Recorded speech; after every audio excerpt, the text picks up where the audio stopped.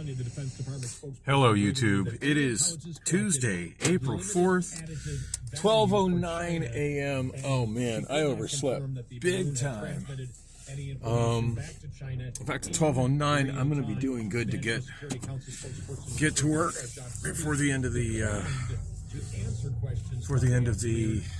oh, shit. Signals or communications the balloon could have accessed.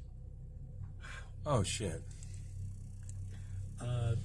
Let me get to the. I want to get to this audio cut here from CNN because this is really interesting because this is. I can't believe they're blocking the alley on it as they analyze like this. After midnight. Just so you know, nobody's buying it. Here we go. When this Chinese spy balloon was kind of transiting across the United States back in February, it was able to capture some images as well as collect some signals intelligence from not a cool place to park. U.S. military installations. Now, U.S. intelligence officials are not overly concerned because they say that... I have no idea what's on the radio right now. Actually, I do. That's Red Eye Radio. Anyway, not in the mood to listen to that.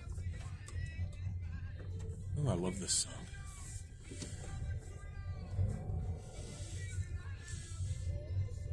Why people drive on the wrong side of alleys. Like you're supposed to keep right. Go to the right, not the left. Oh my God. Just barely waking up and coming out, and already the world is being... The world isn't following the rules it's supposed to follow. I'm blocking alleys and driving on the wrong side of alleys. Okay. Dang. So it's Tuesday morning. It's actually Monday night.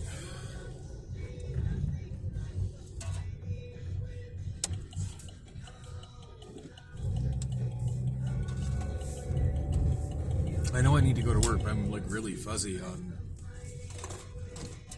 everything else right now.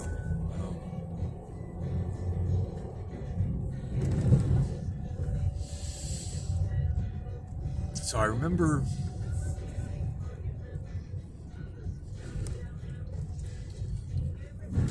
waking up and it being dark and being super groggy and having no idea what time it was and just thinking to myself, well, I'm definitely... Oh, goddamn, the car just stalled out. And being, come on, go, dude. I'm in reverse. And being,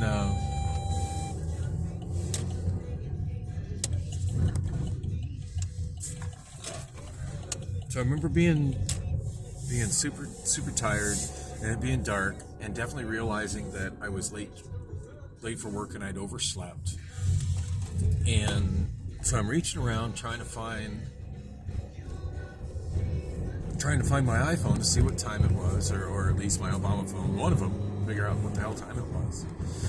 And I found the iPhone first and it was completely dead. So I plugged it in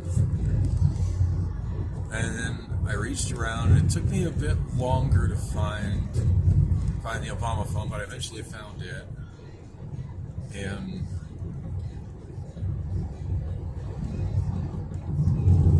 I think it had power, which is weird. I'm surprised its alarm didn't wake me up, because I've got alarms set on both of them, and usually like that's a fail-safe for me.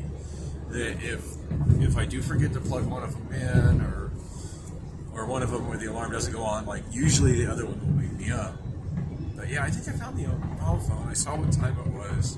I don't remember what time it was though, but I was definitely late, but not that late. And I thought about getting up, but I just felt so completely groggy that I couldn't. I was just like, yeah, I'm in no shape to be driving, let alone driving a forklift. I better just go back to sleep, and I'll wake up when I'm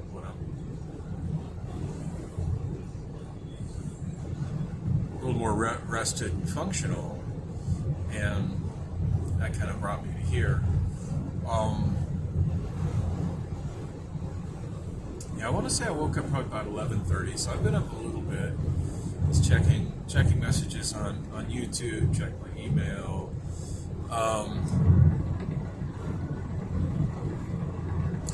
So I remember I got home and I was super tired. Like after work yesterday. Work yesterday was frustrating. Sunday night, Monday morning shift. Now it's kind of weird. Looking at my schedule, it looks like I didn't have a day off, but I functionally did have a day off. It's so weird how the Amazon schedule will turn a second half shift into a shift the following day. Wow. It's like 15 minutes after midnight, and we still got some idiot on the freeway with no lights on. Check this guy I'm following. Oh, on this phone, you can't even see that the car is there. Were you able to see the car at all? Barely. It's so dark. Oh, he probably thinks his headlights are on because he's got daytime running lights, but yeah, no tail lights whatsoever.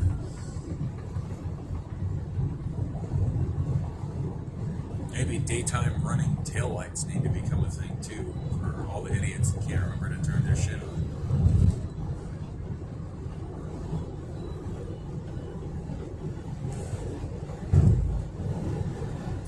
Although you gotta wonder if idiot-proofing cars is really the way to go.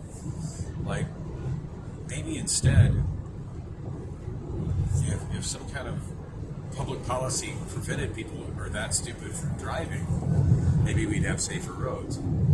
Just take the really, really stupid people out of the equation. I don't know, it's a thought.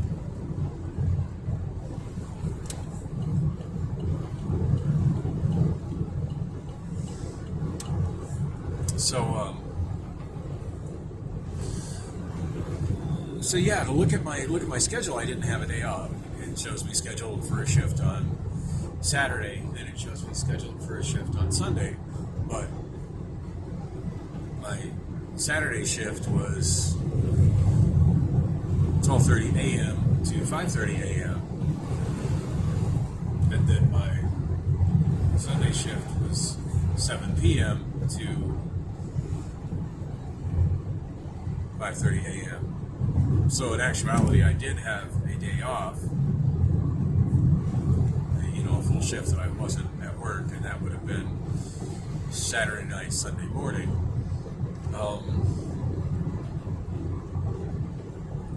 Priscilla showed up. It's really weird. It seems like the more I try to be there for her, the more I contact her in terms of like actually like calling her and trying to spend time with her and trying to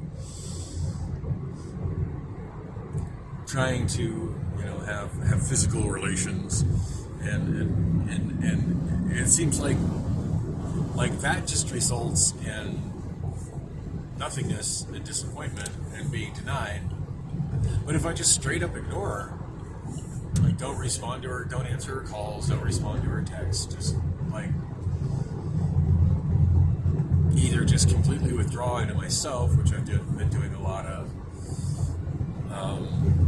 or I just stay at home in my bed by myself and mess around on Reddit, YouTube, and other stuff online.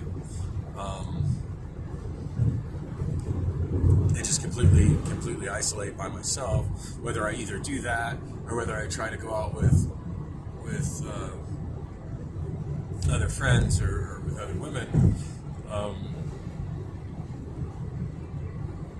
I just completely ignore her. Then she'll come around and want me. It's weird how that works. Whereas, like if I'm calling her and I'm trying to make plans with her, it just always ends up in disappointment.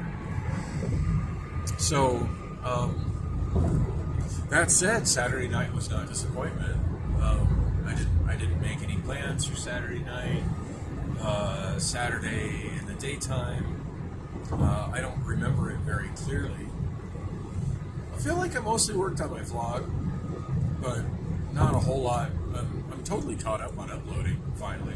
Mostly because I haven't been shooting as much video lately, so, you know, that makes a difference. But, been trying to go through some of the old ones and just edit out some little clips. I did a short that got, like, something like 1,800 views, which is insane for my channel. It always surprises me when I have a video that gets over 20 views. But, just a clip, just from a clip, and it's a really low quality video clip because it was shot with what's left of the iPhone. The camera on the iPhone is just completely shot. It just shimmies and twitches. I mean, on the last few videos I've shot with it, you can hear just like the camera just going crazy. And I don't really know what causes this. I just know it's the second iPhone camera I've had that happen with. My first iPhone 6s Plus that I bought when I was a juicer for Lime, it did the same thing. And I do know that my friend Jeff, I think, well, I'm not sure if Jeff did it or one of his techs did it, because he used to have a couple techs that work for him. But at any rate, I know they fixed it. Now I don't know that I'm on the fence as to whether I want to get it fixed on my 7 Plus. My iPhone 7 Plus has just so many issues that I think for what it would cost to fix all the issues, I could buy a similar vintage iPhone with 28 gigs of RAM and probably get that for less if I look around a little bit. But at any rate, I mean, it's a device that I'm using now, so I need to deal with it. Anyway, so I was shooting video with that, and just kind of doing my usual route to work that I'm taking right now, where I exited 75th Avenue and I'm turning right. I'm going south at 75th Avenue and turning right onto Roosevelt to go towards the Amazon warehouse I work at. And the light changes, goes through its cycle, to yellow and then to red. And there's two vehicles in front of me in the right-hand turn lane. And the one turns right without slowing down the slightest bit on yellow, which, I don't know, to me it's kind of bad for him, but it's not illegal. I mean, as long as, you know, the law is, as long as you enter the intersection while the light is still yellow, you're, speaking of bad form, look how fast that guy passed me in the right. Craziness.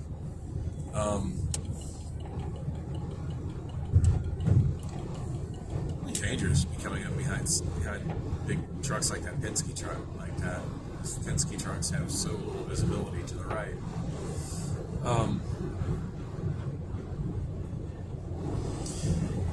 Anyway, I'm coming up on these cars, and yeah, if you go through the intersection, as long as part of the vehicle, even if it's just your front bumper, is in the intersection before the light turns red, you haven't run the red light. But the next vehicle wasn't even close, and the light was pretty solidly red. Like, the light turned red as the two vehicles in front of me entered the intersection. Well, the vehicle behind it just went right through it, didn't slow down in the slightest, just followed that other guy, just boldly ran the red light.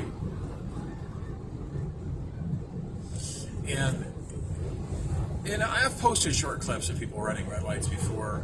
It's been a while. But yeah, this one was just so blatantly obvious. Some of the other ones I've got, like, I've thought about posting them, and it's like, you know, from that angle, it's really hard to tell. Was their bumper actually in the intersection before the light turned red? But this one was really obvious that the light turned red when the vehicle in front of the vehicle that ran it was entering the intersection. I mean, it's debatable as to whether that one ran the red light. But anyway, I posted it, and it's generated a lot of views and a lot of likes, both on YouTube and TikTok. But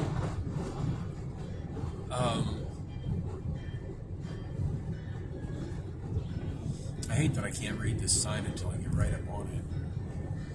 75th Avenue, and I got an asshole passing me on the right. Like, where is he going? He's passing me on the right just so he can change lanes. Like, why didn't he change lanes and pass me on the left? The left lane is for passing people, not the right lane.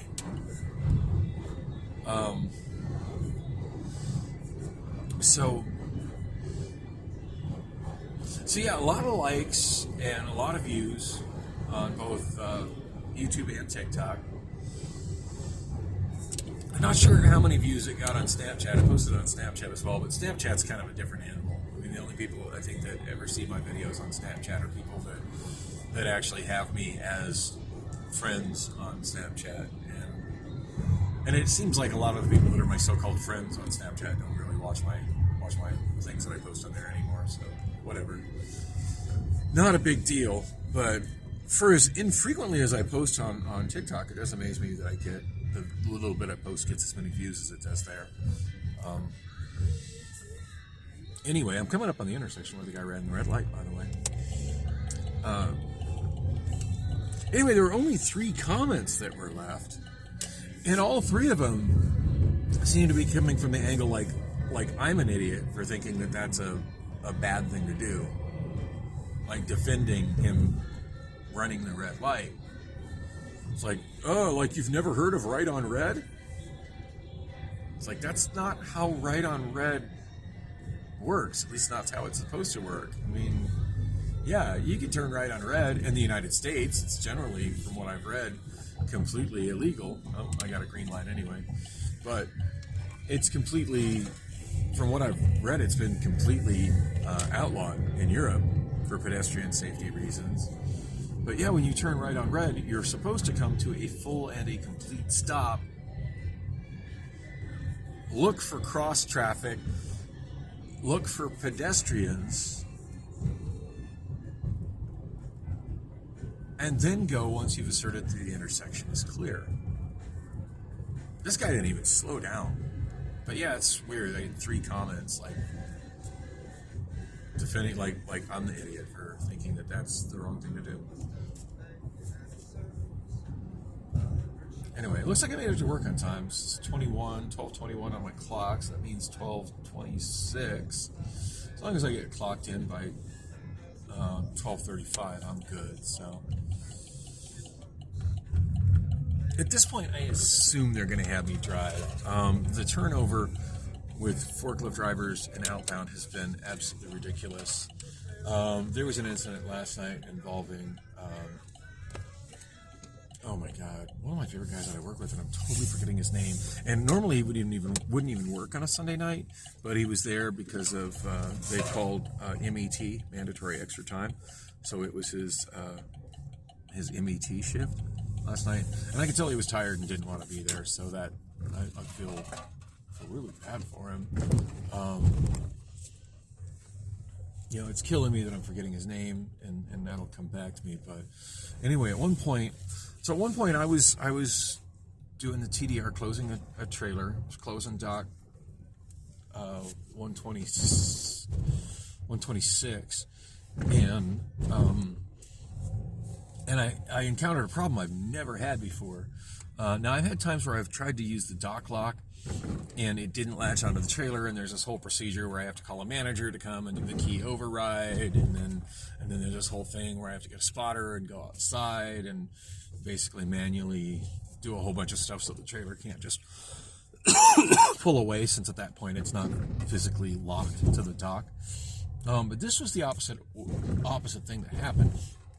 The truck was locked to the dock, and I went to release it, and instead of getting a steady red light, which indicates that it's been released, I got a blinking red light, which means that it didn't release properly.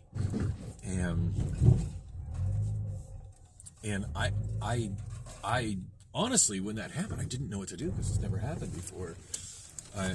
And I didn't have a radio on me, which I normally have a radio on me. So I yelled at one of the other drivers, Ed, who got suspended for having a knife. Everybody said he got fired, so I was kind of surprised when he came back.